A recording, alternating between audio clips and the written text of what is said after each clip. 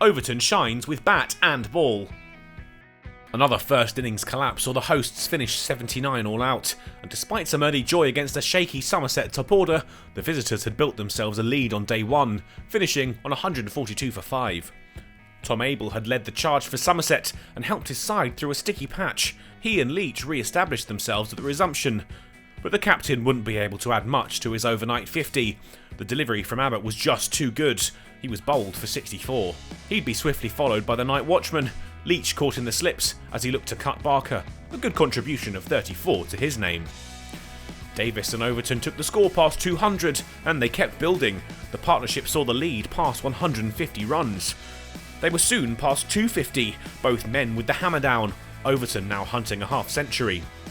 Davis couldn't stick with the big fast bowler. The ball was there to be cut, but he got it all wrong and played on for 33.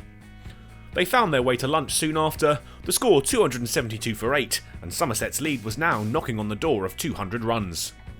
Overton went to his 50 after the break, an outside edge kind enough to drop past the outside of the slips and run away for 4 to take him there. They soon found their way to 300 and kept on going. Overton found his way into the 70s, and Gregory was showing good touch too. Barker would finally bring their partnership to an end.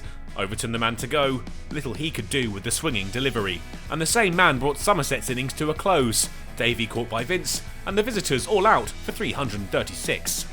They'd made a good fist of it. Only 2 men failed to reach double figures, and some fine hitting down the order from Overton took them to a lead of 257. Barker was the pick of the bowlers with 4 for 67. Weatherly and Holland had a long road ahead, and they batted like it too.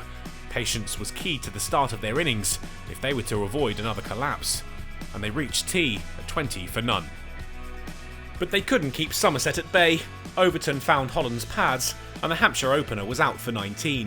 Alsop joined Weatherly and made sure they'd tick past 50, but the going was still difficult. The visitors' bowling threatening. Their partnership was worth 50 late in the session, but the score was still below 100, and they trailed by quite some margin. They were at risk of getting bogged down, but when Alsop tried to force the issue, he came unstuck.